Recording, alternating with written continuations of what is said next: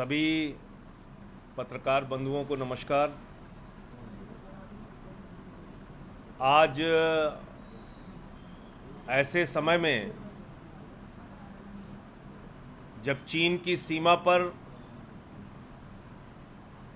एक तनाव की स्थिति बनी हुई है, भारत और चीन के बीच युद्ध के हालात बने हुए हैं, ऐसे समय में जब चीन हमारे कुछ इलाकों में जबरन घुसपैठ कर रहा है और हमारी सेना उनसे लड़ रही है, पूरा देश कोरोना के संकट से जूझ रहा है। मानव जाति के इतिहास में सबसे बड़ा संकट कोरोना के रूप में देश में आया है। इस वक्त में देश की दो राष्ट्रीय पार्टियां, भारतीय जनता पार्टी और कांग्रेस पार्टी, जिस प्रकार से राजस्थान के अंदर खरीद फरोख्त और जोड़ तोड़ की राजनीति में लगी हुई है, यह सब कुछ देखकर देश की जनता बहुत दुखी है। यह वक्त था, यह समय था जब सभी पार्टियों को मिलकर चीन से जो इस समय हमारी देश की सेना लड़ रही है उसके साथ खड़ा होना चाहिए था, देश के साथ खड़ा होना चाहिए था। कोरोना के संकट से जो पूरा देश जूझ रहा है, गरीब की मौत हो रही है, प्रवासी मजदूरों के कष्ट को हमने देखा। 80 लोग रेलवे के अंदर ट्रेन में अव्यवस्थाओं के कारण मर जाते हैं। इस देश में लोग भूख से मर गए। आज भी उत्तर प्रदेश में, बिहार में, कर्नाटका में, आंध्र प्रदेश में, तमाम अन्य राज्यों में केसेस बहुत तेजी के साथ बढ़ रहे हैं। 10 लाख से ज्यादा कोरोना के केसेस देश में हो चुके हैं। ऐसे समय में जब सभी पार्टियों को मिलकर चाइना से और कोरोना से लड़ना चाहिए,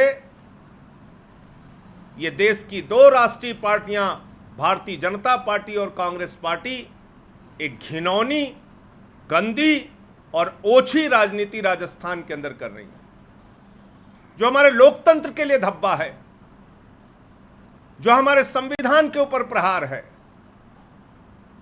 और ये सब कुछ देखकर एक सवाल उठता है हर देशवासी के मन में, क्या इन दोनों पार्टियों को देश के लोगों की चिंता है? क्या इन दोनों पार्टियों को, इन दोनों राष्ट्रीय पार्टियों को, बीजेपी को, कांग्रेस को, जो चीन के साथ हालात बने हुए हैं उसकी चिंता है? जो कोरोना से लोगों की जान जा रही है उसकी चिंता है? सिर्फ दिन रात सत्ता की चिंता? एक पार्टी है भारतीय जनता पार्टी जो राजस्थान में विधायक खरीदने में लगी हुई है। दूसरी पार्टी है कांग्रेस पार्टी, जिसके अंदर की एक गंदी राजनीति चल रही है, उठापटक की, खरीदो बेचो की। और कांग्रेस पार्टी तो ऐसा प्रतीत हो रहा है पूरे देश में टुकड़े टुकड़े हो रहे हैं। कांग्रेस के लिए तो वो गाना याद आता है कि मेरे दिल के टुकड़े हजार हुए, कोई यहां गिरा कोई वहां गिरा, और जो जहां गिरा वहीं राज किया। कहीं भी कोई शामिल हो जा रहा है सत्ता की लालच में, मंत्री पद के लालच में, अपने आप को बेचने के लिए तैयार। और मैं ये पढ़ रहा हूं आंकड़े, कांग्रेस पार्टी किस राज्य में कितना बिकी, कितने एमएलएज उसके भारतीय जनता पार्टी के हाथों बिके और मंत्री पद के लालच में बिके। उत्तराखंड में 9 विधायक, अरुणाचल में 43 विधायक, मणिपुर में 4 विधायक, गुजरात में 16 विधायक, गोवा में 10 विधायक, कर्नाटक में 17 विधायक, मध्य प्रदेश में 20 विधायक और तेलंगाना में 12 विधायक, और अभी राजस्थान का नाटक चल रहा है। तो कांग्रेस पार्टी तो पूरे देश में टुकड़े टुकड़े हो रही है। तो मैं समझता हूं कि आज जो हालात हमको राजस्थान के अंदर देखने को मिल रहे हैं, पूरा देश इन दोनों राष्ट्रीय पार्टियों से सवाल पूछ रहा है कि आपको चीन के साथ जो हालात बने हैं उसकी कोई चिंता है क्या? आपको कोरोना के जो हालात देश में बने हैं उसकी कोई चिंता है क्या? आपको इस भारतवर्ष की और इस भारतवर्ष के लोगों की कोई चिंता है क्या? और अगर चिंता नहीं है तो इसका मतलब आप हर चीज में, हर परिस्थिति में, हर संकट में अवसर तलाशने का और ओछी राजनीति करने का काम करते हैं। तो जो कुछ भी घटनाक्रम चल रहा है उसके विषय में मुझे आप लोगों से यही बात करनी थी। आपके अगर कोई प्रश्न हो तो आप पूछ सकते हैं।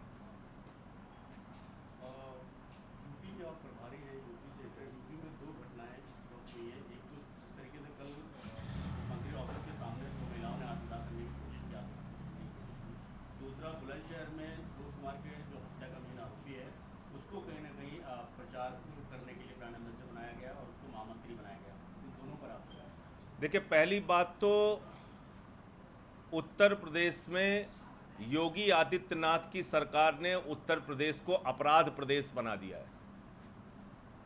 योगी बाबा आए थे नारा देकर, न गुंडाराज न भ्रष्टाचार, और तब बीजेपी की सरकार की मांग की थी उन्होंने। राम राज्य का भी दावा कर दिया था योगी बाबा ने। और उस राम राज्य के अंदर क्या हो रहा है? 8 पुलिस के हमारे जवान मार दिए जाते हैं। पूरे उत्तर प्रदेश में संगठित अपराध पनप रहा है, यानी अपराधियों का, नेताओं का, पुलिस का एक गठजोड़ काम कर रहा है, जिसके कारण अपराध बढ़ रहा है।